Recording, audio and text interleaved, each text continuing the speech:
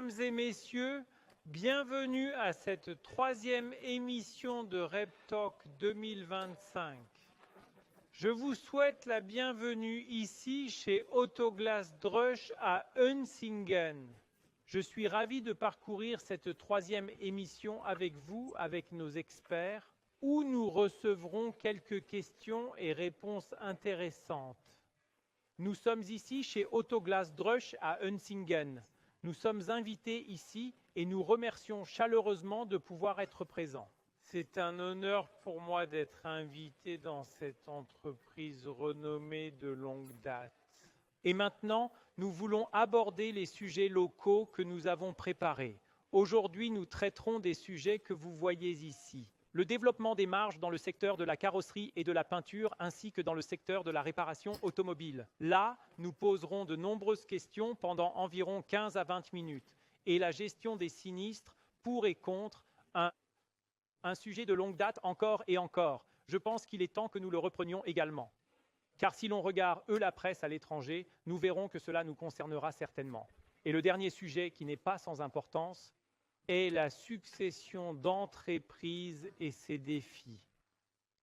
Je suis ravi d'accueillir mes invités d'aujourd'hui, des invités de haut niveau, car Urs May, en tant qu'hôte, en est un. Il est responsable de Glass Drusch AG, vitrage automobile. Il est directeur général de ce département. Je salue Rico Svalen, qui est ici avec nous, le directeur de Expert Center AG, la Mobi ou la Mobiliar. Merci beaucoup, Rico, d'être avec nous. Ensuite, je suis très heureux d'accueillir quelqu'un de l'association, le directeur Daniel Röschli. Il représente l'association aujourd'hui, un sujet très important également. Merci beaucoup, Daniel, d'être également présent. Et enfin, mais non des moindres, le seul artisan parmi nous, pour ainsi dire, le cher Massimo Thomas. Il est le patron de la société Juchli AG à Schlieren. Alors, nous aimerions en fait commencer par la déclaration que vous avez donnée. Chacun de vous a en effet différents points de vue sur ce sujet. Je souhaite commencer par le premier sujet, l'évolution des marges dans le secteur de la carrosserie. Mais avant cela, présentez Urs May avec sa déclaration. Urs May dit « Le développement rapide du marché et des produits met au défi le secteur de la réparation automobile. La société Glass Drusch AG, spécialisée dans le vitrage automobile, renforce les ateliers avec des formations de haute qualité, afin qu'ils restent efficaces, innovants et prêts pour l'avenir. » Merci beaucoup d'être là, cher Urs. Rico Svalen. Il dit que dans le domaine des dommages aux véhicules à moteur, la gestion des sinistres prend de l'importance dans la discipline de la gestion des sinistres, c'est-à-dire l'optimisation durable des 3 moteurs de valeur, la satisfaction client, la réduction des coûts des sinistres et l'efficacité des coûts jouent un rôle croissant. Ravi que tu sois là aussi, cher Rico, sois le bienvenu. Ensuite, nous avons Daniel Röschli. Daniel dit, déclaration très intéressante, la gestion des sinistres révèle de plus en plus un champ de tension, où la logique d'entreprise rencontre la réalité façonnée par l'artisanat. Une rencontre qui soulève des questions de justice, d'indépendance et de collaboration partenariale. Très intéressant, ravi que tu sois là aussi, cher Daniel. Et comme dit enfin et surtout, Massimo, propriétaire et directeur général de Juchli AG, dit « Aujourd'hui, il est plus important que jamais de se réinventer constamment pour échapper à la pression croissante sur les marges. Cela inclut également motiver les employés à choisir la méthode de réparation optimale à chaque fois au lieu de toujours opter pour la même par routine. » C'est bien, Massimo, que tu aies accepté de te joindre à nous ici à Unsingen. Nous allons bientôt commencer avec la première question. Comme je l'ai dit, nous avons le développement des marges dans le secteur de la réparation automobile. Question à l'utilisateur, au carrossier. Comment ça se passe avec la marge, cher Massimo? La marge diminue-t-elle? Augmente-t-elle? Comment cela se passe-t-il concrètement dans ton entreprise? Eh bien, je dois te dire que les marges diminuent effectivement, mais ce n'est pas impossible de les améliorer ou de les orienter à nouveau dans la bonne direction. Il y a des facteurs sur lesquels il faut travailler. Il faut être créatif, Réfléchir à quel vis je dois serrer pour contrer cela de manière appropriée. Et c'est quelque chose que je ressens ces dernières années, qu'on est constamment mis au défi de nouveau pour changer des facteurs afin que cela ne devienne pas encore pire. Et cela fait naturellement partie de l'esprit d'entreprise de se demander où puis-je m'améliorer, où puis-je optimiser les processus pour pouvoir contrer cela. Concrètement, une question pour toi, la marge augmente-t-elle maintenant ou diminue-t-elle maintenant? Je suis, je dirais, continuellement stable. Donc, je suis toujours au même niveau, je me déplace. Et cela a aussi pour conséquence que je dois constamment me réinventer pour dire où, quoi j'achète, comment, quand, quelle méthode de réparation j'applique, quels facteurs jouent un rôle pour que je puisse maintenir cela. Massimo dit qu'il doit s'adapter pour que la marge reste. Donc si tu continues à travailler de la même manière, je comprends cela ainsi. Alors la marge ne se déplacerait probablement pas dans la même direction. Oui, nous t'avons proposé des pièces, nous avons l'assurance. Alors comment cela se présente-t-il? Quelle est votre opinion? La marge chez le réparateur restera-t-elle la même? La marge, le chiffre d'affaires, c'est une chose. Mais à la fin de la journée, c'est la marge qui compte, n'est-ce pas, Massimo? Comment l'évalues-tu? Pour les pièces de rechange, nous avons connu une énorme flambée des prix depuis le corona, les prix des matières premières, les prix de l'énergie, la logistique. Cela a fait grimper les prix des pièces et cela a également entraîné des problèmes de marge.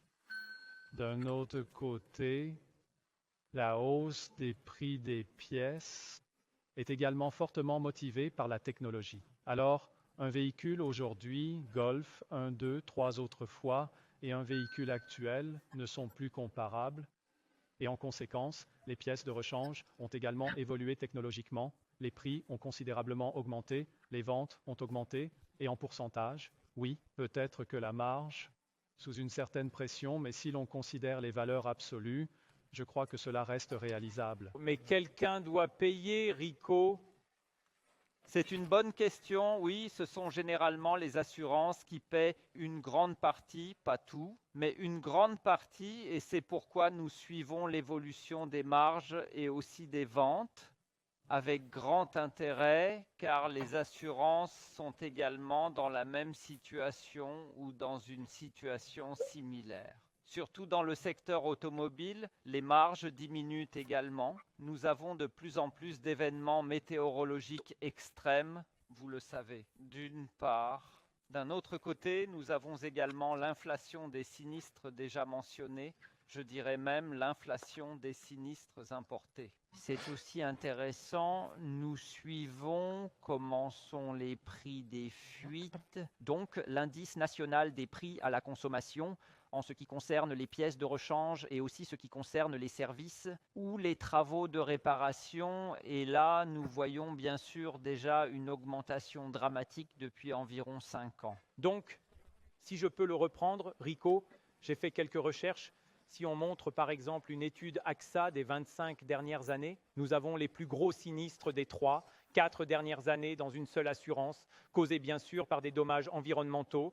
Et à cela s'ajoute bien sûr le fait que ce que tu as dit, si je l'interprète ainsi, qu'à la fin de la journée, quelqu'un doit payer les dommages. Et les pièces sont certainement un sujet, mais la question se pose, que peut-on faire à ce sujet ou peut-on faire quelque chose du tout? Et je peux peut-être brièvement reprendre le vote. Donc, le sujet des pièces est désormais tellement en vue sur l'agenda. Même chez nous, dans l'association, là, le taux horaire, c'est un peu éloigné de l'attention, mais il reste un sujet. Et nous avons, lorsque nous parlons de marge, je pense déjà à 3 domaines. Donc, nous avons la marge commerciale dans les pièces. Et puis, nous avons toujours le taux horaire comme un grand sujet. Et nous avons un sujet qui est quelque peu caché, à savoir les coûts cachés. Nous avons de plus en plus de coûts de processus, nous avons plus d'efforts, car nous constatons que naturellement, de plus en plus, les assurances ou tous les partenaires délèguent vers le carrossier, donc des processus sont déplacés, cela entraîne des efforts, ce sont des coûts qui n'apparaissent pas. Alors, il y a une pression multiple quand nous parlons de la marge, des contributions de couverture ici sur la marge. Des pièces, je veux dire, c'est bien sûr déjà vraiment dramatique. Dramatique dans le sens où aujourd'hui, nous ne pouvons plus du tout réparer ces voitures car nous sommes face à une perte totale économique. Elles ont disparu et nous les voudrions vraiment à nos côtés. Nous aimerions réparer les véhicules, ils sont partis et c'est une évolution qui ne nous plaît pas du tout. Et c'est bien sûr un sujet qui, quand nous parlons des prix des pièces, nous préoccupe énormément. Un sujet qui n'est pas facile à répondre. Comment le syndicat doit-il se positionner et s'opposer en conséquence? Mais nous constatons que c'est de plus en plus une grande tâche. Si je peux intervenir ici, j'ai également trouvé cette diapositive dans un magazine spécialisé en assurance. Il est en effet vrai que les prix augmentent, mais je prends maintenant le vote.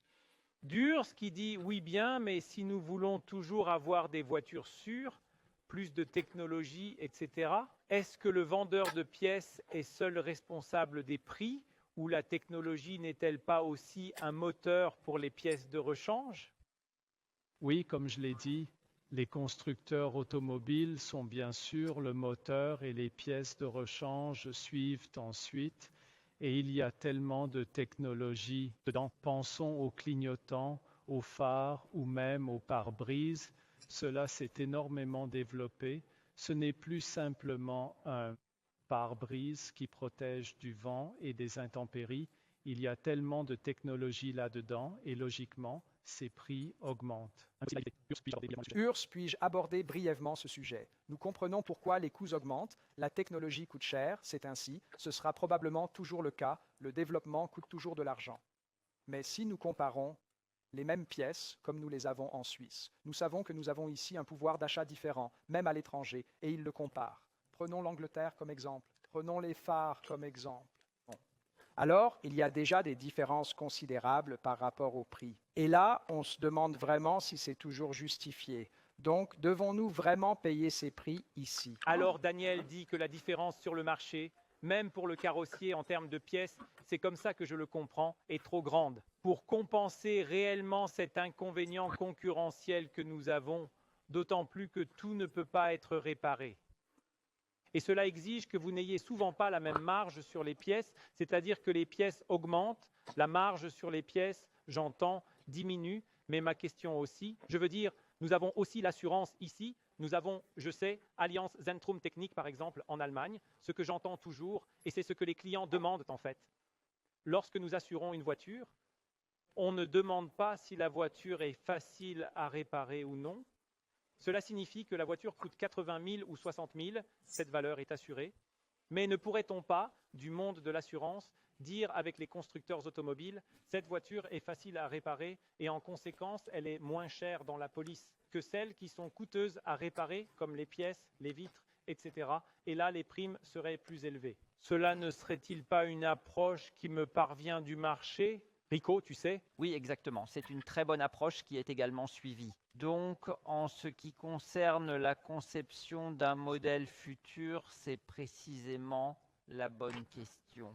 Tarifions-nous correctement ou devons-nous à l'avenir intégrer précisément ces points et récompenser les clients qui achètent souvent des voitures faciles à réparer avec une prime avantageuse? Ceci est suivi. L'une des choses est de réparer de manière conviviale, l'autre est, nous le connaissons avec le réfrigérateur, cette énergie A, B, C, D, j'achète quelque chose de moins ou cela coûte moins. Pour les voitures, cela n'a pas encore d'importance aujourd'hui, car il faudrait que celui qui a une voiture plus chère, non seulement chère, mais difficile à réparer, paye également plus de primes, car au bout du compte, c'est le carrossier qui supporte les coûts et il n'y peut rien si les coûts moyens sont plus élevés. Lorsque tu répares certaines marques qui sont en principe plus chères, et ce serait déjà une approche au niveau des constructeurs automobiles où je crois qu'elle n'existe pas encore aujourd'hui. Absolument, peut-être un autre point que je peux ajouter à ce sujet. Donc, le mot d'ordre réparer plutôt que remplacer. Nous constatons simplement aussi que souvent on remplace et alors nous nous retrouvons avec ces prix élevés des pièces. Alors qu'en fait, je ne sais pas, Massimo peut mieux juger, tu gagnes plus si tu peux réparer. Alors tu peux vendre des heures. Et réparer au lieu de remplacer, nous constatons également dans l'assurance, est tout simplement moins coûteux au bout du compte. Puis-je interroger brièvement le carrossier? Pardon. La question était, gagnez-vous plus d'argent en réparant plutôt qu'en remplaçant? Oui. Pour moi, c'est de toute façon une question de durabilité. Où est-ce qu'il est logique de réparer? ou est-ce qu'il est logique de remplacer? Fondamentalement, je suis de toute façon d'avis que c'est de toute façon plus intéressant que de carrossier de réparer. Donc c'est plus passionnant, c'est aussi plus passionnant pour l'employé plutôt que d'installer et de désinstaller des pièces, mais de réparer, de travailler de manière créative et de voir le résultat d'une réparation. Les coûts des pièces de rechange, qui seraient plus chères en partie, ont aussi l'avantage pour nous dans le domaine de la carrosserie que nous pouvons bien sûr aussi réparer et que nous sommes également payés. Si je travaille dessus pendant 2-3 heures, cela n'a pas de sens. Mais si une porte coûte désormais 2500, 2700 francs, c'est un plaisir pour nous de dire, d'accord, je peux travailler 4-5 heures sur cette porte et cela me sera payé. Donc je comprends ton approche. Réparer au lieu de remplacer, c'est devenu un sujet très important ces dernières années, aussi pour des raisons écologiques. Ce n'est pas faisable partout. On ne peut pas tout réparer de manière professionnelle. Je parle toujours de réparation technique. Là, on pourrait faire beaucoup plus. On le voit aussi avec les vitres, etc. Mais il y a aussi des cas limites où les conditions des pièces, et là je reviens à toi, Dany, où l'on est conscient que non seulement les prix des pièces doivent être élevés, car l'assurance paie alors plus, mais d'après ce que j'entends du marché, les conditions des pièces ont tellement baissé qu'il n'y a tout simplement plus de marge pour presque la moitié du chiffre d'affaires d'un carrossier ou d'un artisan, et c'est pourquoi la pression est maintenue. Mais les prix des pièces seront certainement un sujet à l'avenir, n'est-ce pas? En tout cas, et ce que tu as dit auparavant à propos des modèles, c'est de l'eau au moulin des revendications que nous avons également. Maintenant, il faut des modèles intelligents qui créent des incitations pour le client final, c'est-à-dire pour le propriétaire du véhicule, justement pour faire cela, pour réparer. Ou alors, s'il doit être remplacé, qu'il le remplace. Cela coûte aussi quelque chose. Je crois que malheureusement, la régulation ne fonctionne que par le portefeuille à l'arrière droit, sinon ça ne marche pas. Nous le vivons. Je l'entends encore et encore. Quelqu'un vient à la carrosserie et dit que cette vitre pourrait être réparée. Je ne veux pas. Je ne veux pas. Oui, maintenant, la carrosserie doit convaincre le client à chaque fois qu'il peut le faire. Il y en a qui le font, mais même là, on demande de plus en plus à la carrosserie d'être aussi un vendeur de son métier, ce qui est bien, mais ça ne marche pas toujours et le client veut un nouveau disque. Je pense qu'il y aurait déjà un levier, on pourrait le faire. Justement, désolé, à travers des modèles intelligents. Oui, créer des incitations. Cela existe déjà aujourd'hui. Absolument le bon point, Dany. Cela existe déjà aujourd'hui. Par exemple, dans le domaine du verre, nous avons des incitations. Si une vitre peut être réparée, la franchise disparaît, etc. Ainsi, nous engageons également le client final à partager les mêmes intérêts que nous. De tels modèles existent, mais il faut admettre qu'ils sont limités à un petit domaine et ne couvrent pas encore l'ensemble du marché. Mais nous évoluons dans une histoire où, lorsque je vois de telles choses sur le marché, d'un côté, nous nous dirigeons vers la mobilité électrique. Et là, j'entends déjà des inquiétudes dans le secteur. Nous voulons tous la mobilité électrique. Personnellement, je conduis une voiture électrique, je trouve ça génial. Mais ce sont tout de même des articles jetables. Et qui paient pour cela à la fin de la journée? Lorsque nous subventionnons partiellement pour qu'ils aient une assurance moins chère, c'était ainsi au début, dans l'idée de promouvoir les véhicules électriques. Mais tout le monde sait que les véhicules électriques sont plus chers à réparer. Ce n'est pas mon approche, d'une part. D'autre part, un véhicule électrique, après 3 ans, un accident, la voiture est une perte totale, donc la durabilité est probablement différente. Que fait-on dans ce cas? Est-ce la bonne voie? Si un jour nous avons 90% de véhicules électriques et que les Chinois arrivent avec des prix bas, que se passe-t-il avec les voitures? Que se passe-t-il alors avec les vitres URS? On ne répare pas les vitres, la voiture est mise en avant. Oui, en effet, la plaquette de frein n'est pas aussi touchée sur un véhicule électrique. Celle-ci sera toujours remplacée ou remise en état. Nous soutenons également fortement la réparation. Nous formons à la réparation avec les meilleurs systèmes disponibles sur le marché, mais nous ne sommes pas tellement concernés par l'électromobilité en ce qui concerne le verre. Il faut aussi avoir un peu de confiance dans le secteur avoir. Nous sommes maintenant au début de ce développement et nous constatons déjà aujourd'hui ce qui ne va pas et nous spéculons sur ce que cela pourrait probablement être. Nous ne savons pas comment ce sera dans 10 ou 15 ans et peut-être que tu ne poseras plus la question de la même manière. alors un tout autre secteur pourrait émerger. Donc l'industrie automobile est en pleine transformation, nous le savons, car les marges ne sont plus gagnées par, disons, les fabricants en Allemagne, mais par ceux qui fabriquent les batteries. C'est compréhensible partout. Ce qui nous intéresse, c'est la possibilité de réparer ces voitures qui pourraient arriver dans le futur. J'ai récemment parlé avec une grande entreprise. Ils ont acheté de nouvelles voitures chinoises. Ils sont maintenant importateurs. Puis la voiture a eu un dommage pour la première fois. Et maintenant, il n'obtient pas de pièces. Cela peut-il? Il y aura encore plus à venir à l'avenir. Quelle est votre évaluation? Car avoir des pièces n'est pas une évidence lorsque de nouveaux véhicules arrivent sur le marché. La distribution changera aussi, c'est clair. Nous sommes encore au début de cette évolution. Nous assistons maintenant au début de ce développement et je suis convaincu que cela va changer et que cela va se développer. Très bien. Je voudrais en fait ramener le sujet à l'assurance, car les coûts ont augmenté. J'ai montré une diapositive tout à l'heure, mais je pourrais montrer encore beaucoup de diapositives sur ce qui nous attend.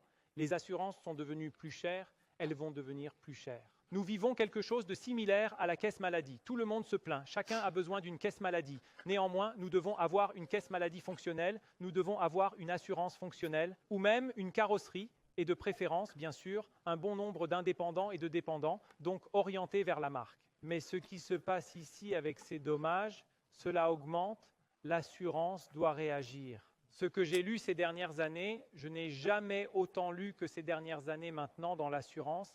Cela signifie que les clients paient en plus de primes. Il ne devrait pas y avoir de pression sur la carrosserie. C'est vrai, les clients paient plus de primes. Chez tous les assureurs suisses qui ont soit augmenté les tarifs, soit appliqué la clause d'ajustement des primes. Il existe différentes manières d'augmenter les primes, c'est vrai, mais comme tu l'as dit, en raison de ces dommages causés par les intempéries qui augmentent, en raison de cette inflation importée des dommages, c'est également le cas dans l'assurance. Comme je l'ai dit en introduction, les marges ont diminué. Et finalement, l'assurance est également obligée de gagner de l'argent quelque part pour continuer à se développer.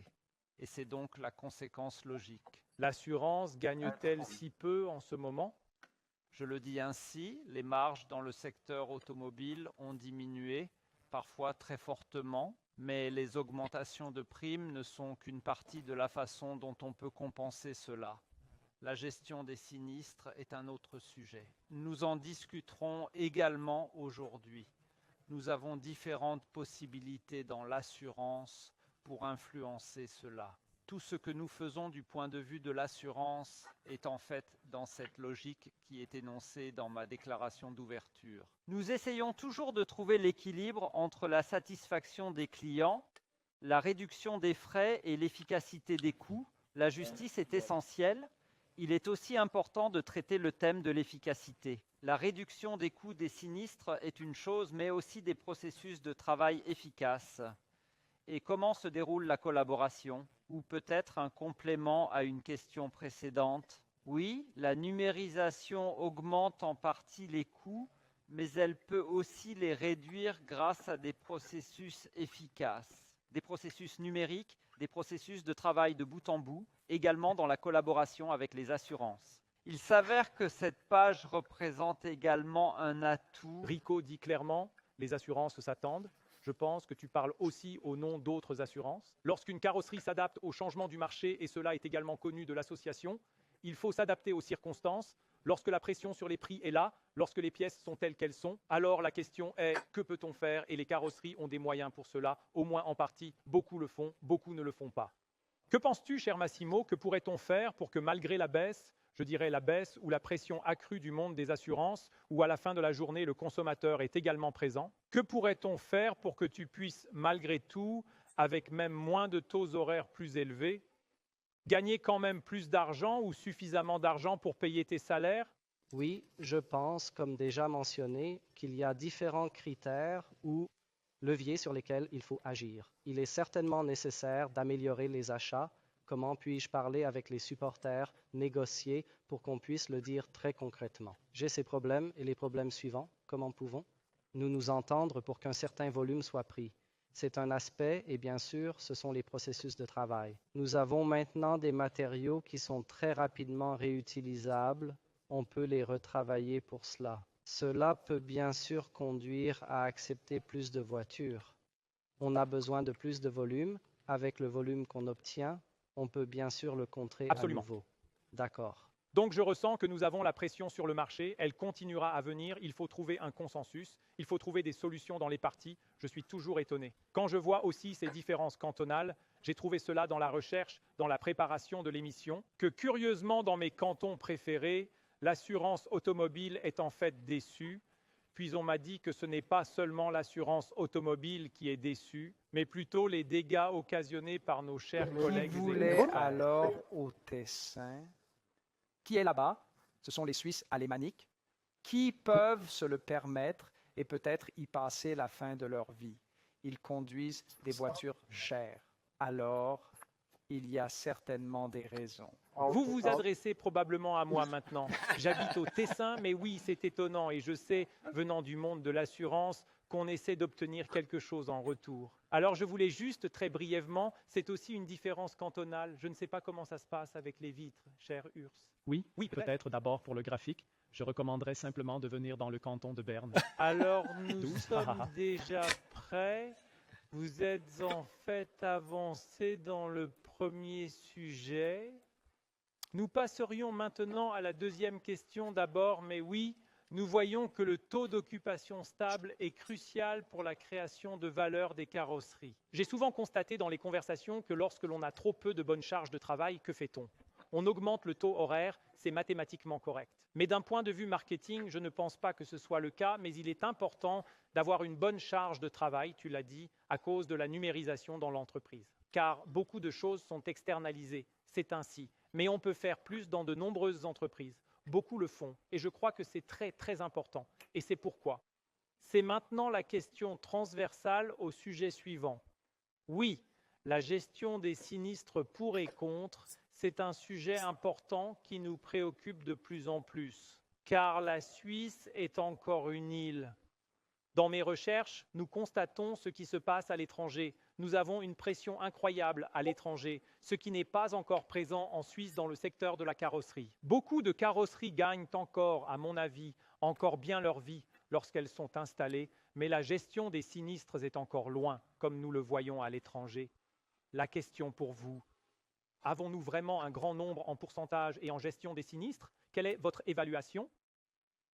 Quel pourcentage est géré en Suisse, donc activement géré? Je ne peux que deviner, je dirais probablement moins qu'en Allemagne, peut-être autour de 30%, mais je peux transmettre la question. Alors il y a certainement des chiffres très précis, beaucoup de chiffres disponibles. Exactement. Je suis heureux de répondre à cette question. Tu as raison, Enzo. En Suisse, nous avons des taux de gestion plutôt modérés par rapport aux pays voisins. C'est ainsi.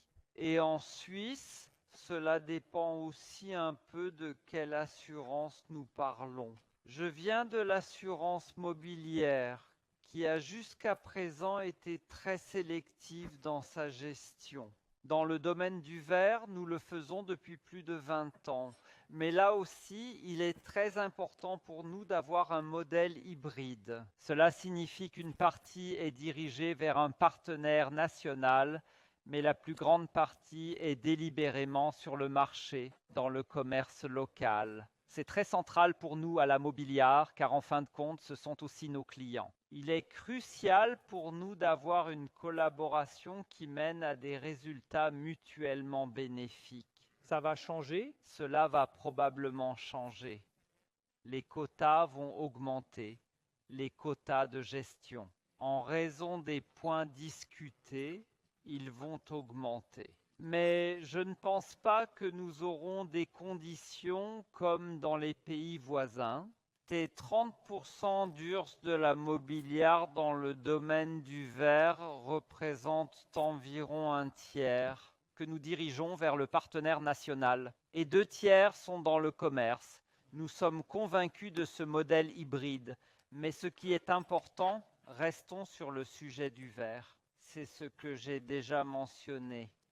Le commerce doit aussi être capable de réparer au lieu de remplacer. C'est là que nous avons ces avantages de coût. Et si nous avons des ateliers de réparation qui peuvent aussi le faire, c'est évidemment parfait pour nous. Je crois que les vitres sont un grand sujet. Je crois que la pression y augmentera certainement. Les réparations augmenteront. Le taux d'ailleurs, l'analyse chez moi est à un chiffre en Suisse dans l'ensemble et ce n'est évidemment pas très durable. Il y aura certainement encore beaucoup de mouvements. Mais la question est, si je parle maintenant de l'Allemagne, pouvons-nous dire, d'accord, c'est dans la région voisine, mais regardez tout ce qui se passe là-bas. Je n'ai que quelques diapositives. Un nombre incroyable d'entreprises de gestion des sinistres apparaissent comme des champignons sur scène. Elles achètent des entreprises, elles s'associent avec des assurances, elles gèrent les sinistres, elles exercent une pression massive. Je pense que nous ne voulons pas cela sous cette forme, mais la question est, comment pouvons-nous gérer ensemble les sinistres? Et c'est ton point de vue, Dany. Comment pouvons-nous ensemble, le carrossier, le réparateur automobile et les coûts, car le potentiel, je l'entends, est là, même le carrossier le dit. Mais quelles mesures devons-nous prendre? Car continuer ainsi, il n'y aura qu'une seule issue, il n'y aura plus de gestion des sinistres. Nous sommes à 30%, c'est vrai, les pays voisins à 80%, l'Angleterre à 100%. Si en Angleterre, aux Pays-Bas, une entreprise doit être ouverte, alors la question est posée, as-tu un partenaire de gestion des sinistres? Non, ferme. C'est le fait qu'en Suisse, ce n'est pas comme ça, comme tu le dis. Cela va augmenter. Le taux de contrôle va augmenter. Donc, j'attends aussi, alors tu auras besoin de plus de réparateurs qui pourront te réparer cela en conséquence. Et là, je constate aujourd'hui, chez vous, c'est seulement pour le verre. Mais quand je regarde les autres assurances, ces réseaux partenaires, ils sont pleins. J'ai beaucoup d'entreprises chez moi qui le feraient volontiers. Charge de travail. Trop de charges de travail. Les entreprises, les réseaux de l'assurance, les réseaux partenaires, ils sont pleins. J'ai beaucoup d'entreprises qui aimeraient maintenant participer et elles n'ont aucune chance d'y entrer. Mais pourquoi ai-je choisi ce sujet? Parce qu'il s'agit pour moi de quelque chose de vraiment important. Il s'agit ici d'apprendre à discuter d'égal à égal et nous devons absolument éviter, et je crois que c'est l'avantage de ce pays, que nous puissions le faire, et nous ne voulons pas de situation comme en Allemagne. Et il est très important que nous restions toujours en dialogue avec tous les partenaires, parce que la gestion des dommages en soi, et vous le savez, le Suisse ne veut pas être contraint dans un corset, mais il veut avoir une certaine liberté. Et c'est le point très important, c'est très émotionnel et ce n'est pas rationnel. Et ce point doit également être pris en compte en conséquence. Donc, une bonne approche, si je peux me permettre, un peu de publicité pour cette émission, c'est exactement la raison pour laquelle nous discutons ensemble maintenant, afin que les téléspectatrices et téléspectateurs puissent répondre aux changements futurs. Je crois que nous constatons tous maintenant que la gestion des dommages va augmenter. Et cela augmente à haute altitude, malgré la pression des prix des grandes assurances, des flottes et des entreprises de leasing, selon les chiffres que nous avons. Cela augmente et nous devons, en tant que carrosserie, donc vous devez, en tant que carrosserie et aussi en tant qu'association, vous poser la question, quelles mesures, quels ajustements à ces changements sur le marché? Car je ne peux pas changer le marché, mais je crois. Et c'était aussi la discussion où j'ai parlé avec Massimo. Quelle est ton adaptation lorsque de telles choses se produisent? Car quand elles sont là, je peux m'y opposer. Ou je peux me demander que puis-je faire pour en tirer profit malgré tout. Nous avons différents ateliers de carrosserie avec différents taux horaires, avec différentes marges de profit. Et donc la question maintenant pour toi, carrosserie. Cher Massimo, lorsque la gestion des sinistres arrive, que fait une Juchli AG? Est-elle impliquée? Se défend-elle? Participe-t-elle? Quelle est ta stratégie? Je crois que tu l'as bien dit, ce sujet n'est pas sur la table aujourd'hui, mais cela dure déjà depuis longtemps. Faut-il, ne faut-il pas? On en a déjà parlé assez fortement auparavant. Discuter, lorsque cela a été introduit, il y a déjà 27 ans, on disait déjà non, ne fais pas ça, ne le fais pas, et on a déjà essayé de s'y opposer, et cela n'a en fait pas servi. Et maintenant, je suis aussi arrivé au point où j'ai dit « Que se passe-t-il? Que fais-tu là ?» Et je suis toujours allé dans cette direction. L'assurance est tout autant mon client que le client final. Je dois offrir à l'assurance exactement les mêmes prix, de bons prix, les meilleurs prix possibles, avec une qualité supérieure comme à mon client final. Alors finalement, je m'occupe des deux clients. Je dois pouvoir représenter quelque chose auprès de l'assurance et faire ce qu'il faut pour les clients. Et c'est ce que je me suis dit, oui, c'est intéressant, et si tu fais ça, de quoi as-tu besoin? Et ce sont exactement les processus que l'on optimise. Daniel, quand tu entends ça, tu représentes en tant que directeur de la carrosserie suisse vraiment la carrosserie, de telles considérations. Quelle est ton évaluation exacte? Tout le monde ne le fait probablement pas, mais tout le monde y réfléchit sûrement. Mais tout le monde n'arrive pas à la même conclusion. Probablement. Et finalement, c'est la liberté de chacun de décider s'il le veut ou non. En fin de compte, c'est pour lui le modèle d'affaires qu'il choisit et qu'il croit être réussi à l'avenir. Important, je crois, et c'est un point très important, encore et encore. Tu l'as mentionné, processus, donc coûts sont cruciaux. Connaître les processus, je dois maîtriser mon utilisation des matériaux, je dois avoir mes frais généraux sous contrôle, c'est très important, et connaître ma productivité. Donc, ce sont toujours ces bases, je crois. Et là, nous avons probablement encore un peu de rattrapage à faire, que je me connaisse vraiment, car les assurances connaissent les entreprises, elles savent comment est la productivité, elles savent, nous devons, Mais n'est-ce pas exactement cela? à nouveau, ce n'est rien de nouveau, mais nous devons à nouveau transmettre davantage. C'est très important que je connaisse mes coûts. Je crois que je l'entends aussi sur le marché, n'est-ce pas exactement ce que les assurances exigent aussi, qu'elles disent, d'accord, nous avons des différences, nous sommes environ à 2200 ateliers de carrosserie et parmi eux, il y en a très très nombreux qui réfléchissent bien et c'est pourquoi ils doivent forcément dire avec qui allons-nous travailler à l'avenir, parce qu'ils ont cet état d'esprit. Réparer au lieu de remplacer, réparer plus de vitres et ainsi de suite, vivre la durabilité, certification et lesquelles non, et alors c'est automatiquement qu'ils disent, ces 3 entreprises, top. Ces 3 entreprises, elles ne comprennent pas encore. Tu sais comment est la structure, la plus grande structure en Suisse? Des ateliers de carrosserie, je peux parler pour mes entreprises. 70% sont des petites entreprises, une structure typique. Et c'est en fait la base. Et là, tu as bien sûr déjà des limites. Tu ne peux pas tout faire et tout réaliser. Et nous devons faire attention. Cela ne veut pas forcément dire que cette entreprise ne répare pas bien et n'est pas une bonne entreprise. Je mets en garde contre cela. Et j'ai toujours l'impression qu'on l'exclut quelque part. Car ils font aussi du bon travail, ont bien sûr le défi de ne pas pouvoir suivre les processus et l'orientation des processus dans la même mesure peut-être. Et là, il faut aussi des solutions. Je ne les ai pas, mais je crois qu'en tant qu'entreprise, il faut s'y confronter précisément. Urs, du point de vue d'un fournisseur de pièces, que peuvent faire les fournisseurs justement? Nous avons parlé de pièces tout à l'heure, tu l'as dit très clairement, les pièces sont trop chères, surtout en comparaison avec l'étranger. Il y a bien sûr des différences, mais le verre est-il beaucoup plus cher en Suisse qu'à l'étranger? Oui, c'est déjà plus cher, mais comme j'ai aussi entendu dire, on veut collaborer avec les entreprises et réparer au lieu de remplacer. C'est un sujet. Nous soutenons cela énormément, que ce soit pour le verre, avec des formations, mais aussi avec Carpesa, avec de super systèmes où l'on peut réparer aujourd'hui. Je pense que c'est aussi un point important où nous pouvons apporter notre contribution. Encore une question. Prenons une hypothèse. Nous n'aurions plus d'assurance aujourd'hui. Il y a des pays qui ne réparent pas 70%, mais je ne sais pas, 30%. Connaissez-vous de tels pays? Là, l'offre et la demande fonctionnent différemment. Nous sommes dans une situation heureuse. Je dis toujours que c'est probablement le meilleur secteur dans l'industrie automobile, le secteur de la réparation, et pourtant c'est ainsi que, bien sûr, les dommages sont majoritairement payés par l'assurance avec leur modèle économique. Supposons que cela n'existe pas, comment les prix évolueraient-ils si l'offre et la demande jouaient la même situation, mais je viens en tant que client, je n'ai pas d'assurance, tu me répares et il me répare. Comment, selon votre estimation, les prix changeraient-ils en pourcentage? Qui a un avis? Je suis heureux de le prendre car c'est exactement la réflexion que vous faites quotidiennement en tant qu'entreprise. Vous pouvez aller dans cette direction et dire « Non, je ne vais pas avec l'assureur, ne me laissez pas dicter cela ».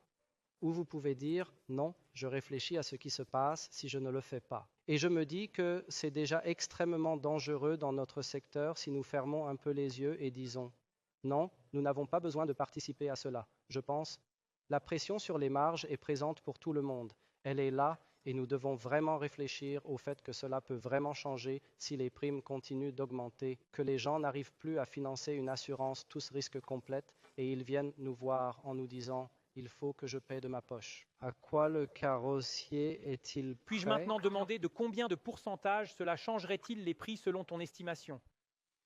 Les prix? Oui. Je suis le client, automobiliste, je vais vers les marques indépendantes et là-bas, l'offre et la demande comptent. Fondamentalement, c'est naturel. Tu as une stratégie et tu as une direction de prix et tu la gardes. Tu ne peux pas dire de manière peu sérieuse, ici j'ai ces Mais prix y et là j'ai aura-t-il cela. des changements? Cela viendra naturellement. C'est l'évaluation. Je veux entendre des chiffres. Je peux le faire. C'est lire dans le marque de café. Oui, mais les sentiments, ça monte, ça descend.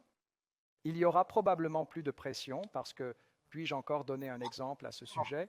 Nous sommes déjà dans cette situation. Nous avons chaque année 60 ou 70 000 véhicules neufs vendus en moins au cours des 5 dernières années. Cela fait 300 à 350 000 voitures, 10 ans et demi, et je crois, comme le montre l'étude, 12 ans bientôt, ça ne va plus durer longtemps. Oui. Oui, pensez-vous que ces voitures, nous allons alors assurer les voitures? Et ces 300 000 voitures qui manquent sur le marché, elles ne sont toutes pas là. Alors je crois qu'il y a peut-être déjà une certaine tendance là-bas et je crois qu'il y a déjà un certain danger aussi qui se profile pour le secteur de la réparation car on n'en est pas vraiment conscient. Excusez-moi, encore une fois, il y a peut-être déjà une certaine pression là-bas. On pourrait tester ça, non? Alors dès que la pression est là, l'offre et la demande jouent si les voitures ne sont plus assurées. J'ai parlé récemment avec des propriétaires de flotte qui se demandent encore s'ils vont assurer. Ils disent « je paye moi-même, nous faisons des contrats avec, je ne sais pas, 10 carrossiers ». Et là, bien sûr, l'offre et la demande jouent davantage. Ce que je voulais dire par là, c'est que lorsque le marché fonctionne comme à l'étranger, ce n'est plus l'assurance. Alors, on ne prend pas toujours le petit livre Eurotax et on ne facture pas chaque chose, mais on a une concurrence côte à côte. Et c'est évidemment plus attractif et je veux le refuser. Donc, cela joue probablement sur l'offre et la demande. Mais je comprends ça, je suis avec toi. Je crois que nous avons évidemment vendu beaucoup trop peu de voitures. J'espère que nous allons rattraper cela. Cela entraîne évidemment plus de non-assurance, tout risque, etc., où l'assurance souffre probablement aussi, car les voitures ne sont plus assurées de la même manière. Est-ce correct? Absolument. Il est évident que cela varie d'une assurance à l'autre selon la manière dont la croissance se développe. Chez Mobiliar, nous pouvons compenser cela par une croissance supérieure au marché, mais nous préférons évidemment vendre plus de voitures. Cela reviendra-t-il?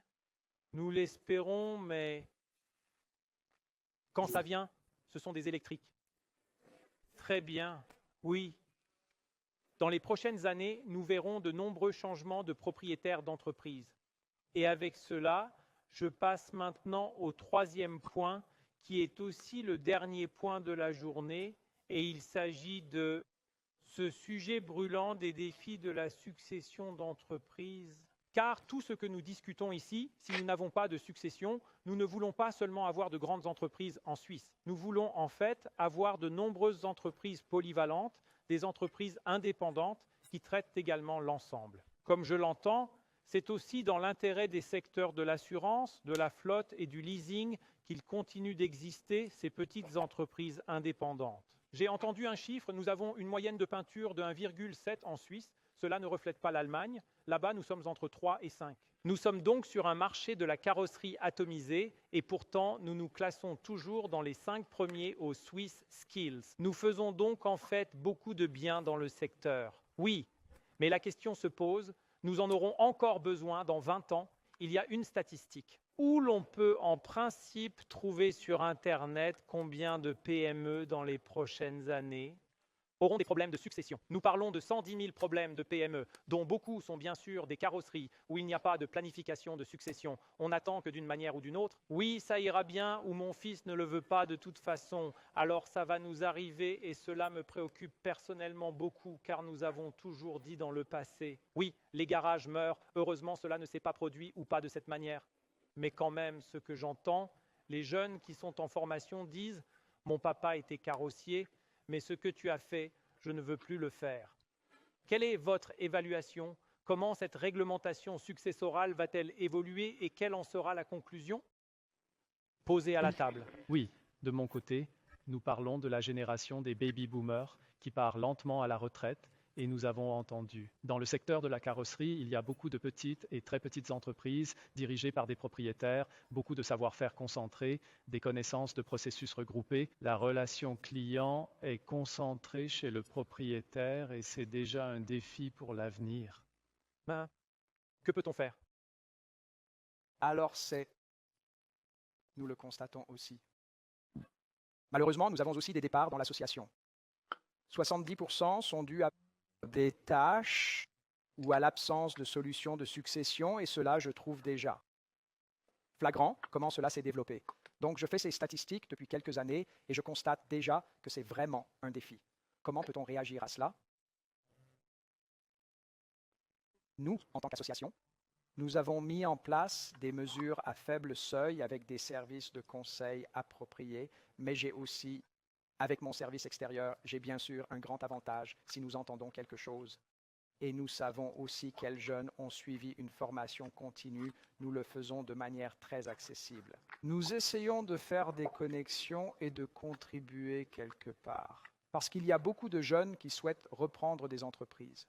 Et il faut bien sûr créer cette opportunité. Cela en partie aussi, il y a différentes raisons pour lesquelles cela ne fonctionne pas ou pourquoi c'est difficile. C'est vraiment un grand défi, car nous avons toujours besoin de jeunes dans les entreprises et ces personnes doivent aussi avoir un avenir. Ce qui me manque dans les discussions avec les entreprises qui cherchent une succession, c'est en fait, où allez-vous quand vous avez des questions? Allez-vous à la banque? Allez-vous chez votre femme? À la maison? Chez mon papa? Où allez-vous? Ou regardez-vous ce qu'il y a sur le marché? Il me manque en fait un soutien et je pense que là, on pourrait. Je veux aussi inclure l'association dans la responsabilité, car si nous n'arrivons pas à avoir une solution de succession, nous souffrons.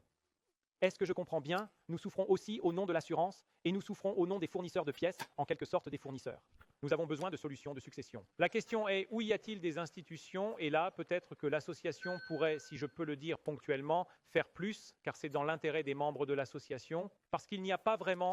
Ici, il y a une institution, tu apprends à peindre, tu apprends la carrosserie, tu apprends la mécanique, mais apprends-tu aussi à reprendre une entreprise? Apprends-tu aussi comment faire un business case correctement? Car être entrepreneur ne signifie pas simplement être un bon artisan. Excuse-moi, tu m'as interpellé, c'est bien sûr fondamental, oui, alors que peut faire l'association? Elle peut certainement jouer le rôle intermédiaire, comme je l'ai mentionné. Nous avons des offres, nous avons aussi des spécialistes qui peuvent t'aider ici, mais tu soulèves un autre point. Être entrepreneur, c'est vrai, c'est plus que cela va au-delà des affaires quotidiennes. Et là, que pouvons-nous faire? Nous pouvons offrir des formations continues, ce que nous faisons depuis de nombreuses années, mais nous constatons honnêtement que ces formations pourraient un peu supporter plus de demandes. C'est déjà un défi. Alors, c'est bien sûr difficile de forcer et de contraindre effectivement les gens à le faire. Mais là, je suis d'accord avec toi. Oui, il y a un besoin. Sinon, mais il y a aussi des offres. Ce n'est pas un sujet typique de garantie. Il y en a, mais si nous ne faisons rien, alors nous n'aurons bientôt plus qu'un seul grand groupe. Ils achètent des entreprises et ce sera probablement moins attrayant pour vous aussi, n'est-ce pas, Rico? C'est tout à fait exact, tu as raison. Et c'est la raison pour laquelle nous suivons ce thème avec un intérêt considérable, où nous nous demandons où commence le problème.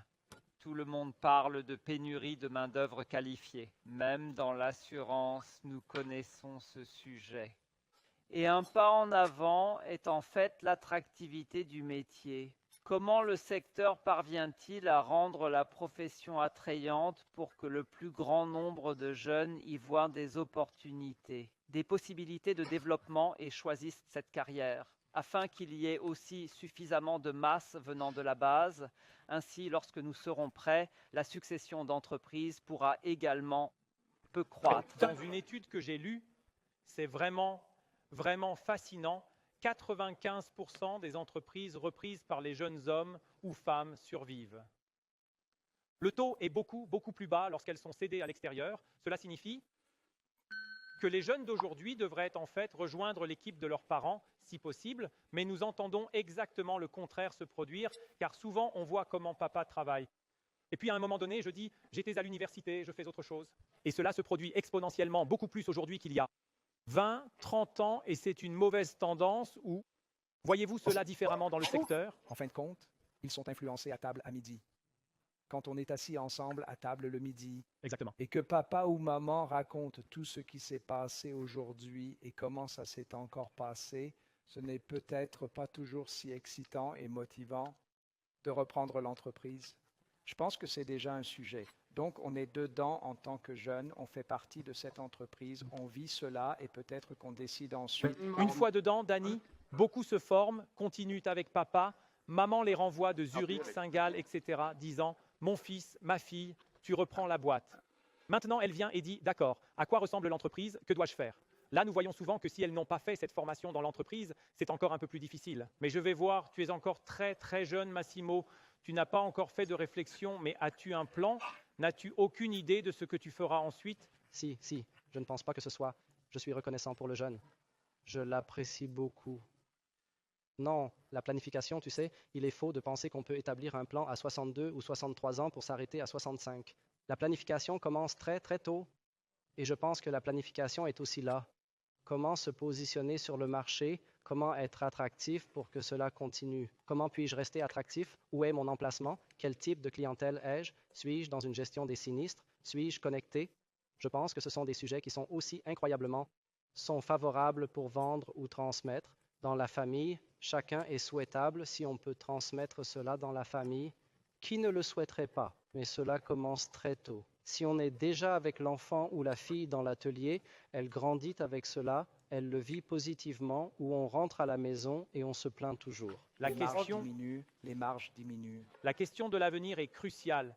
Qui reprendra l'entreprise, le junior ou quelqu'un d'autre? J'ai eu une discussion cette semaine avec un carrossier où il m'a demandé « Que dois-je faire ?» Je suis maintenant à un âge et c'était très très passionnant quand je lui ai demandé « À quoi ressemble le segment ?» Oui, qu'entends-tu par là? Quel client as-tu? Il m'a dit « Oui, j'ai beaucoup de clients privés. » Puis je dis « Maintenant, ça devient difficile. » Puis il dit « Pourquoi? J'ai pourtant construit l'œuvre de ma vie, très très nombreux clients. » Je dis « Les clients t'appartiennent, pas aux successeurs. » C'est un point que j'entends de plus en plus et les entreprises qui sont reprises, même si le junior peut entrer, c'est bien sûr plus facile, mais il manque beaucoup d'entreprises qui ont des réseaux. Donc, ce que nous entendons, ceux qui n'ont pas de réseau, pas de partenariat, cela peut être avec des flottes d'assurance ou d'autres organisations, ils ont plus de difficultés car tu peux vendre des réseaux avec un successeur, mais tu ne peux pas vendre des clients privés, tu ne veux ni les faire payer, tu auras seulement une garantie là-bas que la surface de travail est stable. Cela signifie donc que nous devons aussi réfléchir là-dessus. Ce n'est pas ce qui se passe actuellement sur le marché si nous nous opposons à la gestion des sinistres. Si je soulève ce sujet dès le départ, est-ce aussi un inconvénient pour la succession? Comment le voyez-vous? Désolé si je mise tout de suite, mais je ne le verrai pas de manière aussi absolue. Je pense que c'est toujours très individuel et les raisons sont probablement multiples pour lesquelles on décide peut-être pour ou contre. Ce matin, j'ai souscrit à un service où l'on voit les nouvelles créations d'entreprises. J'en ai besoin car ce sont peut-être mes futurs membres que je passe ensuite en revue. Oui, mais maintenant, il y a quelques nouvelles carrosseries. Encore et encore, chaque mois. Donc, ce n'est pas seulement que des entreprises ferment, il y a évidemment aussi des entreprises qui La disparition des garages se produit ouvrent. également en Je termes tiens de à souligner ce capacité. point ici. Nous ne discutons que de la question de la succession et de son échec, mais parallèlement, des entreprises sont aussi en train d'ouvrir leurs Donc, je comprends toujours L'attrait est l'attrait du manifestement secteur, là. évidemment. Le potentiel, je veux dire, nous sommes dans un marché de plus de 2 milliards. Autant que je sache, oui, le secteur de la réparation représente plus de 2 milliards et c'est là que nous évoluons. Il y a évidemment beaucoup à faire. Il y a probablement le changement de la séparation des entreprises de carrosserie ou d'automobiles moyennes, bonnes et faibles. Pour revenir encore une fois, pour réussir, je n'ai pas seulement besoin d'un leader, j'ai aussi besoin de collaboratrices et collaborateurs qui vivent cela. L'association propose des formations. Glastrush propose des formations dans les vitres où aujourd'hui il y a une vitre, il n'y a plus de vitre, c'est un ordinateur, ce qui signifie que les gens doivent continuer à se former. Mais encore une fois, la question, comment cela devrait-il fonctionner si je ai 15 marques de voitures et je dois former 15 marques de voitures, vitres, avons-nous encore la capacité? Vos gens sont-ils aussi formés qu'un concessionnaire de marque? Est-ce encore possible car moi, conducteur, Je préfère aller au garage X chez le client avec ma marque Xibiac plutôt que chez Juchli, parce qu'ils n'ont probablement pas la formation nécessaire pour le faire. Je voudrais vous poser une question. Pourquoi ne devrait-il pas pouvoir le faire? Qui a un système de formation aussi bon que le nôtre dans ce pays? Non? Certainement, nous apprenons ça. Le multimarketing, peu importe. Nos jeunes, à la fin de leur apprentissage, ils La savent le faire. complexité des Mais véhicules pourront-ils n'augmentera-t-elle tout pas, maîtriser? rendant cela de Mais plus en ce plus n'est pas difficile? comme si la formation restait figée. Nous nous efforçons Ok. également de la développer davantage. Cela fait partie de notre travail. Notre mission principale, c'est comme une flèche stratégique, est la formation. La formation, car c'est le plus grand problème du secteur, en fait. Il ne s'agit pas de taux horaires, il s'agit de la relève, il s'agit des jeunes. Je pense que nous ne faisons pas si mal. Mais Enzo, revenons à ta Merci. question. C'est un défi. C'est un défi. Réparer différentes marques apporte quotidiennement de nouveaux défis et on paie le prix de l'apprentissage pour cela. C'est simplement comme ça, mais l'argent de l'apprentissage revient vite parce qu'il revient encore et encore et encore. On apprend et cela prend simplement son temps. Mais il est vrai qu'on a aussi besoin de supporters qui vous soutiennent, qui disent « je peux appeler, j'ai un problème ici, comment puis-je le résoudre ?» Et ce réseau, je le vois, on en aura de plus en plus besoin à l'avenir. Il faut être connecté, il faut savoir où aller quand on a un problème. Dans la dernière émission, quelqu'un a dit, où nous avons également abordé le sujet, c'est exactement le contraire qui est vrai. Que ce soit vrai ou non, je le laisse en suspens, mais je veux quand même le mentionner, c'est exactement le contraire qui est vrai. Ceux qui réparent les multimarques, ce sont des gens qui doivent réfléchir chaque jour. Ceux qui ne réparent qu'une seule marque, ils ont toujours la même chose. Je laisse cela aussi en suspens, mais le défi de guider les gens vers une formation, si je reviens à toi, Urs, je veux dire, je ne sais pas combien de formations cela représente ici, et ce n'est qu'une tranche. Autrefois, on disait que c'était une tranche, donc une formation. Nous constatons également une augmentation significative de l'intérêt du secteur pour les formations et les cours que nous proposons pour la réparation de vitres, pour le remplacement de vitres, mais aussi avec la réparation au lieu du remplacement, une énorme augmentation des formations que nous proposons et aussi des participants. Alors, je arrive bientôt à la conclusion déjà sur ces 3 sujets. Nous avons encore une dernière série devant nous. Mais ce que j'entends de vos expertises, c'est que ce n'est donc pas 5 à minuit. Nous avons encore un marché, c'est défiant, les changements sont à notre porte, mais ce que j'entends, c'est qu'il faut bouger. D'un côté, formation, activité de l'association, succession, formation, d'accord, pas encore utilisé, mais pas tant que ça. J'entends qu'on ne peut pas toujours calculer comme on l'a fait auparavant, il faut aussi avoir une certaine flexibilité. Les assurances ne sont pas, Dieu merci, pas encore. J'espère que vous continuerez à entretenir ce savoir, qu'on s'assoit ensemble sur un pied d'égalité, si je reprends ce mot de toi, et qu'on dit, d'accord, vivre et laisser vivre, mais bien sûr aussi des attentes que l'assurance fixe probablement, et en tant que participant, je pense qu'il y a suffisamment de formation, conditions attractives, focus également sur la réparation plutôt que le remplacement, car c'est, je crois, dans l'intérêt, si j'ai bien compris, aussi pour le carrossier. Je veux dire, je n'ai pas abordé la durabilité maintenant, mais si quelqu'un augmentait un jour le quota dans le domaine des vitres et aussi dans les réparations, nous aurions une influence incroyable et cela nous occupera dans la durabilité. Oui, l'horloge clignote là-bas. Nous sommes déjà dans le dernier tour, chers experts, chers invités. Nous traiterions ce qui suit pour le dernier tour. J'aimerais entendre de vous ce que vous pensez pour les 5 prochaines années. De quoi l'industrie a-t-elle le plus besoin pour aller fort vers l'avenir et survivre dans les 5 prochaines années? Une perspective, ce dont elle a besoin, donc en quelque sorte priorité 1, 2, 3 de votre secteur, de votre point de vue, intéresserait certainement beaucoup les téléspectateurs. À qui ai-je l'honneur? Oui, je commencerai par les experts. C'est aussi tombé quelquefois, je crois que c'est important. Une bonne formation, développement technologique dans les entreprises, qu'ils restent à jour pour rester compétitifs. Et finalement, je pense aussi à la numérisation. Il y a encore beaucoup à faire dans le secteur. Ce sont mes sujets. La numérisation dans l'application de l'IA dans notre secteur est-elle en retard par rapport aux Marché européen, qu'en pensez-vous? Sommes-nous suffisamment avancés dans l'application de l'IA, dans la numérisation dans notre secteur de la réparation automobile, ou y a-t-il encore des lacunes à combler? Oui, je crois que nous ne sommes qu'au tout début, pas encore si loin. Comment sont les assurances? Oui, les assurances s'intéressent bien sûr intensivement à l'IA et l'utilisent déjà dans les processus de travail. Cela apporte d'énormes gains d'efficacité. Nous devons le faire, sinon nous ne pourrons pas gérer la croissance. Et contribuer à l'optimisation des coûts, c'est une chose, mais ensuite aussi l'intelligence artificielle, par exemple, dans l'évaluation du montant des dommages, de la quantité de dommages, là, nous ne sommes pas encore si avancés. En Suisse, mais aussi dans le monde, si vous avez une photo de dommages sans expert Est-ce que auto, cela la arrivera? question est de savoir quand cela arrivera. Je dis qu'on est peut-être à 80%. Mais vous savez tous que les 10 derniers pourcents sont les plus coûteux et les plus chers. Mais le secteur y travaille. Ce n'est pas seulement l'IA, c'est aussi par exemple la thématique de la télématique. La télématique, où tu reçois alors des données en temps réel du véhicule et en fait immédiatement. En tant qu'assurance, vous pouvez déterminer par exemple le montant des dommages. Ce sont tous des sujets énormes qui nous préoccupent intensément. Et nous investissons également beaucoup dans cette thématique.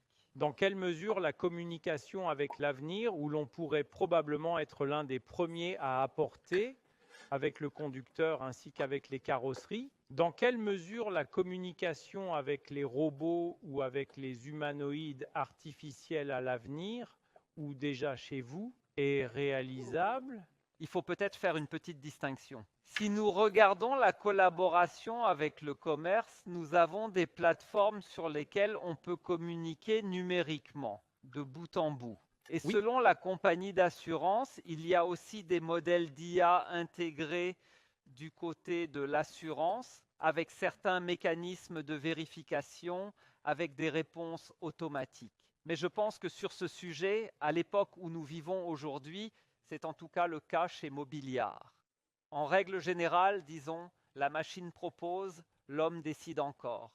Je crois que nous en sommes à cette phase maintenant. Nous laissons la machine faire beaucoup de choses automatiquement. Mais un humain regarde toujours pour vérifier si c'est correct ou non. Un copilote a ça aussi? Exactement. Oui, c'est La l'IA. connexion homme-machine, celui qui réussit le mieux, sera le gagnant. Temps passionnant. Nous inviterons également des personnes dans la prochaine émission qui ont déjà activement mis en œuvre le processus d'intelligence artificielle, est activement mis en œuvre dans le secteur de la réparation automobile. Nous suivrons ce sujet passionnant. Il se développera de manière exponentielle. Nous sommes également curieux de voir comment l'assurance abordera ce sujet. Comment ça se passe et à quoi ça ressemble dans l'association? Que faisons-nous avec l'IA dans l'association ou l'IA? Tu as d'abord demandé ce qui se passera dans les 5 S'il prochaines vous plaît, années. bien sûr. Je prends cela en compte. Ce qu'il faut. Je prends aussi notre devise. Il faut toujours des experts. Je crois que c'est absolument crucial. Il faut, deuxièmement, des carrossiers prêts à continuer à se battre pour leurs marges, défendre cela.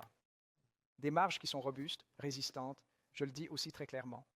Exactement, cela est toujours nécessaire. Et il faut du bon sens. Que l'on puisse aussi, je l'ai dit, discuter d'égal à égal. Dans ce pays, on peut encore discuter, parler ensemble. Je crois que c'est aussi important d'avoir parfois du bon sens. Jouer à nouveau. Et maintenant, pas seulement sur les machines et les IA. Tout arrive. À la fin, nous sommes tous encore des êtres humains ici, passant la journée dans une entreprise. Et c'est aussi Nous possible. faisons un travail pour apporter une solution au secteur. Je suis évidemment d'accord avec toi et je pense que ce genre de discussion doit être poursuivi pour aussi donner une réponse aux questions du secteur, car souvent ils sont seuls et doivent décider. Et je pense que notre rôle en tant qu'experts du secteur, vous en tant que spécialistes, leur donner aussi des conseils. L'association a également ce rôle et je pense qu'elle le fait bien à mon avis, pour que les jeunes et les personnes en place se sentent vraiment soutenus quelque part. Ce n'est pas le rôle de l'association de prendre la responsabilité de l'industrie et d'un carrossier, mais de partager la responsabilité de la formation, de la partager. Vous avez dit une fois en émission, oui, beaucoup ignorent leur tarif horaire, ils copient celui des collègues. La question est de savoir si nous pouvons les aider. Nous le pouvons, je sais maintenant. mais nous le Pouvons-nous- faisons simplement mal. Puis-je soulever à nouveau vous ce plaît. point? Nous calculons nos marges complètement à tort. Nous Tu parles de commençons la carrosserie. fondamentalement. Nous prenons les coûts, arrivons au coût de revient, et ensuite nous ajoutons encore 15% de bénéfices et de risques. Et là, nous sommes là où nous sommes. Nous devons commencer là. Nous disons, c'est ce que je dois avoir, c'est mon risque, c'est mon bénéfice. Ensuite, nous ajoutons les coûts et nous arrivons à mon taux horaire. Pourquoi? Pour quelle raison? Que se passe-t-il lorsque les marges sont sous pression? Les coûts sont donnés, donc je vais clairement réduire mes bénéfices à risque. Là, je vais subir des pertes. Je dois y arriver, à veiller à ce que mes coûts diminuent. Donc, je dois exercer une pression quelque part aussi, comme je l'ai dit auparavant, coût, coût, coût. Il est très important de se concentrer là-dessus et de ne pas toujours céder et ensuite les deux, mais c'est exactement Mais c'est exactement le sujet. Si nous arrivons maintenant à la fin, je veux dire l'assurance, où 70-75% des dommages sont payés est dépendante. Que les clients fassent exactement ces calculs et disent exactement « je calcule ma marge et je regarde mes coûts, où puis-je optimiser, où puis-je augmenter l'efficacité afin de rester attractif ». Car insister uniquement sur le fait que tu dises « d'accord, je dois avoir cela en plus, la marge ». La question est, tu l'as bien dit, que fais-je avec les coûts? Je crois qu'il y a un potentiel dans le soutien à la numérisation, la formation, le perfectionnement. Oui, et maintenant nous arrivons à Massimo. Je veux dire, nous parlons déjà ici, mais tu travailles chaque jour avec tes gens. Comment vois-tu l'avenir ou les plus importants défis des 5 prochaines années? Alors je pense que l'avenir, je ne le vois pas si négativement en général. Je pense que l'artisanat, comme nous le disons, l'IA arrive, mais nous avons besoin de l'artisanat et il sera toujours nécessaire. Et nous devons vraiment, dans notre métier, je le dis volontiers parce que je le ressens, que nous devrions porter l'artisan de manière positive vers l'extérieur. Donc l'image de l'artisan, la reconnaissance, nous devons la conquérir. Que cette reconnaissance revient clairement à l'artisan et que l'artisan est également fier d'être artisan, de rentrer chez lui et de dire « je suis artisan à mon enfant et aux autres ». Non seulement l'étude, les écoles, il faut vraiment ces artisans et ils viendront, j'en suis convaincu. Je dois regarder Laura, qui me regarde déjà avec désespoir. L'émission est en principe terminée, mais je voudrais encore dire 2 ou 3 phrases. Je suis vraiment reconnaissant d'entendre cela de vous, experts. Massimo voit l'avenir. On a une association qui se développe. Les assurances ne sont pas comme à l'étranger, pour ainsi dire, avec le couteau entre les dents. On veut trouver des solutions d'égal à égal. Nous avons des fournisseurs qui sont activement engagés dans le soutien, la formation continue. Cela rend l'ensemble plutôt positif. Néanmoins, je crois que la pression va augmenter et nous devons mener ce discours, nous devons avoir ces conversations pour aller de l'avant. Et quand je regarde maintenant la date, cette émission sera diffusée le 25. Novembre est exactement dans un mois, c'est Noël. Et maintenant, vous avez le souhait, encore une phrase sous le sapin de Noël, le souhait pour le secteur à déposer. Quel souhait sous le sapin de Noël voudrais-tu, cher Urs, déposer? Oui, je souhaite, comme cela a toujours été le cas, à la manière suisse, que l'on trouve des solutions communes entre l'assurance, l'association, carrossier, et je suis convaincu que cela réussira aussi à l'avenir, et cela, je voudrais bien sous le sapin de Noël. As-tu déjà un cadeau de Noël, Rico? Non, pas encore. Je suis toujours un peu à la traîne. Mais si je pouvais exprimer un souhait du point de vue de l'assurance, pour nous, il est très important, comme cela a déjà été mentionné aujourd'hui, que nous puissions établir une collaboration qui repose sur des valeurs de partenariat, sur un pied d'égalité. Parce qu'en fin de compte, nous avons tous le même objectif. Nous avons le client commun et pour lui, nous voulons fournir un bon service, un service 5 étoiles. Il doit avoir de la commodité. Je crois que nous faisons bien notre travail lorsque nous avons une situation gagnant-gagnant-gagnant. Gagnant pour l'assurance, gagnant pour le commerce et le plus important, gagnant pour notre client commun. Merci pour cette déclaration, Rico. Qu'est-ce que l'association a sous le sapin de Noël? Ou Daniel? Oui, je répète et je rejoins mes prédécesseurs. Je crois que ce que nous faisons ici, aujourd'hui, nous devons continuer à défendre et à maintenir que nous restons en dialogue et que nous nous traitons mutuellement avec partenariat. et aussi rester équitable. Et alors, je crois que nous avons de bonnes perspectives pour développer ce pays, ainsi que le commerce et tous ceux qui en bénéficient. Je souhaiterais que nous suivions ce chemin, qui n'est pas si mauvais, je crois, en ce moment, où il y a 2 ou 3 ajustements que l'on pourrait améliorer. Mais nous devons emprunter ce chemin. Merci Daniel. Le sapin de Noël a besoin de place en bas. Oui, et avec la prochaine question, j'étais chez toi, Massimo, tu peux maintenant conclure. Quel grand arbre as-tu et quel souhait as-tu sous ton sapin de Noël? Alors je rejoins mes collègues, mais je dois dire que pour moi aussi, il est important d'écouter les uns les autres. Donc carrossier entre eux, l'assurance, elle doit vraiment prendre au sérieux le fait que nous avons vraiment de la pression et que cela va naturellement ensemble. Inversement, nous devons aussi écouter que c'est problématique chez vous et que c'est ensemble. C'est déjà l'avenir et pas forcément maintenant fermer les yeux et ne rien entendre et ne rien voir, mais vraiment aller ensemble dans la bonne direction. Un beau mot de la fin de Massimo. Je tiens à te remercier très très chaleureusement, Massimo, Daniel, Rico et Urs, pour cette émission que nous avons pu réaliser ici grâce à Glastrush. Et encore une fois, merci beaucoup. Urs, pour l'hospitalité dont nous avons pu profiter, un lieu merveilleux pour réaliser cela. Dernier point, mais non le moindre. Je vous souhaite à tous une magnifique fin d'année 2026 et de joyeuses fêtes pour vos proches et vos collaboratrices et collaborateurs, et je tiens à vous remercier encore une fois, très chaleureusement, et à vous dire au revoir. Merci beaucoup d'avoir été là, et encore merci, chères téléspectatrices et téléspectateurs, d'avoir été présents, et je vous dis comme toujours, au revoir à tous. Merci beaucoup. Au revoir.